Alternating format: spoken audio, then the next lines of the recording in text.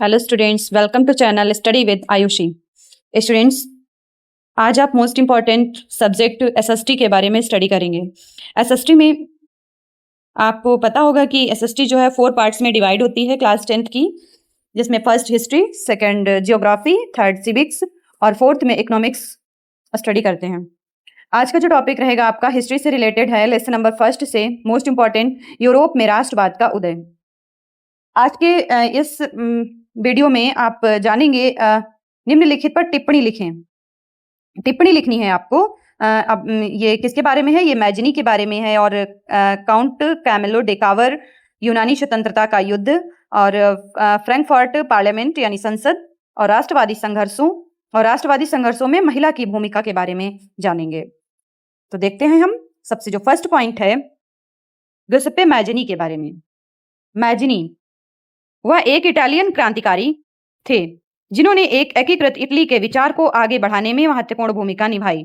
उनका मानना था कि राष्ट्र मानवता की स्वाभाविक इकाइयां हैं, इसलिए इटली जो उस समय कई छोटे छोटे राज्य में और रियासतों में बटा हुआ था, वो एक एकीकृत गणराज्य में बदलना आवश्यक है। 1830 के दशक में उन्होंने ऐसे एकीकृत इटली गणराज्य के लिए एक सुसंगत कार्यक्रम तैयार करने का प्रयास किया। उन्होंने 2 गुप्त समाजों की स्थापना की, यंग इटली और यंग यूरोप। ये मोस्ट इंपॉर्टेंट है, क्वेश्चन ऑब्जेक्टिव में आता है आपका कि यंग इटली और यंग यूरोप, इन समाजों की स्थापना किसने की? और ऑप्शन में दे दिया होता है मैजनी, कैवर, ठीक है, ऐसे कई और भी। तो आप ऑप्शन में सही ऑप्शन करेंगे मैजनी को। इन समाजों ने उनके विचारों के प्रचार प्रसार में महत्वपूर्ण भूमिका निभाई और ये जो गिउसेप्पे मैजनी को आधुनिक इटली का निर्माता भी कहा जाता है। ओके, देखते हैं नेक्स्ट टॉपिक को। नेक्स्ट है आपका Count Camillo de Cavour.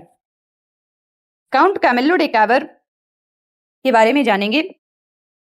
Italy के 7 राज्यों में से इटली काउंट कैमिलो में से केवल सार्डिनिया पिगमेंट पर एक इतालवी शाही घराने का शासक था। जब 1831 और 1848 के क्रांतिकारी विद्रोह इटली को एकजुट करने में विफल रहे तो एक एकीकृत इटली स्थापित करने की जिम्मेदारी इस इतालवी राज्य पर आ गई।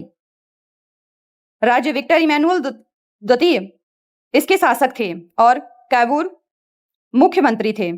काबूर ने 19वीं शताब्दी के इटली के अलग अलग राज्यों को एकजुट करने के आंदोलन का नेतृत्व किया। उन्होंने फ्रांस के साथ एक सावधानीपूर्ण कूटनीतिक गठबंधन बनाया जिसने सार्डिनिया पिगमेंट को 1859 में ऑस्ट्रियाई सेनाओं को हराने में मदद की और इस तरह इटली के उत्तरी भाग को ऑस्ट्रियाई हैम्सबर्ग से मुक्त कराया। किसने? काबूल ने। टॉपिक है नेक्स्ट आपका यूनानी स्वतंत्रता संग्राम। जानते हैं इसके बारे में। 1821 और 1829 के बीच यूनानी क्रांतिकारियों द्वारा ऑटोमन साम्राज्य के खिलाफ लड़ा गया एक सफल स्वतंत्रता संग्राम था। यूनानियों को पश्चिमी यूरोपीय देशों का समर्थन मिला, जबकि कवियों और कलाकारों ने यूनान और यूरोपीय सभ्यता के पालने के रूप में सहारा। अंततः 1832 को कॉन्स्टेंटिनोपल की संधि ने यूनान को एक स्वतंत्र राष्ट्र के रूप में मान्यता दी। जानेंगे पार्लियामेंट के बारे में। इसका गठन या विभिन्न जर्मन क्षेत्रों में संबंधित मध्यम वर्गीय पेशेवरों, व्यवसायियों और समृद्ध कारीगरों द्वारा गठित एक अखिल जर्मन नेशनल असेंबली थी। क्या थी ये नेशनल असेंबली?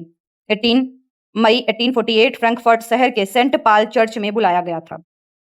उपलब्धि थी इसकी, इस सभा ने संसद के अधीन एक राजतंत्र द्वारा शासित जर्मन राष्ट्र के लिए एक संविधान का मसौदा तैयार किया। फिर इसकी कुछ चुनौतियां और फिर इसका पतन हो गया। क्या थी इनकी चुनौतियां और कैसे हुआ इसका पतन? हालांकि इसे कुलीन वर्ग और सेना के विरोध का सामना करना पड़ा, साथ ही क्योंकि इसमें मध्यम वर्ग वर्चस्व था, इसने अपना व्यापक समर्थन आभार खो दिया। अंततः इसे 31 मई 1849 को भंग करने के लिए मजबूर कर दिया। विघटन इसका हुआ 31 मई 1849 को। अब देखते हैं राष्ट्रवादी संघर्षों में महिलाओं की भूमिका। जो फ्रांस में क्रांति हो रही थी उसमें महिलाओं की क्या भूमिका थी?